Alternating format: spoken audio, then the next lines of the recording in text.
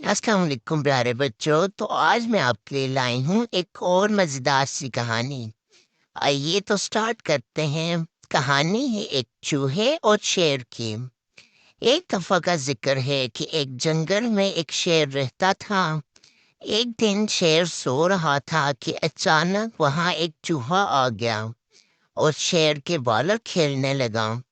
اچانک شیر کی آنکھ کھل گئی، اس نے چوہے کو پکڑ لیا۔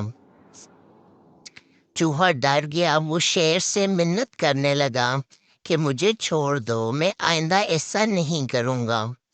شیر کو اس پر رحم آ گیا اور اس نے چوہے کو چھوڑ دیا۔ چوہا جاتے جاتے شیر سے کہنے لگا کہ میں اس احسان کا بدلہ ضرور دوں گا۔ شیر ہنس پڑا۔ ایک دن کچھ شکاری جنگل میں آ گئے، انہوں نے جال ڈال کر شیر کو پکڑ لیا۔ وہاں اچانک وہی چوہا بھی آ گیا، اس نے اپنے دانتوں سے جال کو کاٹ دیا۔ اس طرح شیر آزاد ہو گیا۔ شیر نے چوہے کا شکریہ ادا کیا۔ چوہے نے کہا کہ کوئی بات نہیں، ایک دن آپ نے میری مدد کی تھی اور آج میں نے آپ کی مدد کر دی، اس میں شکریہ کی کیا بات ہے۔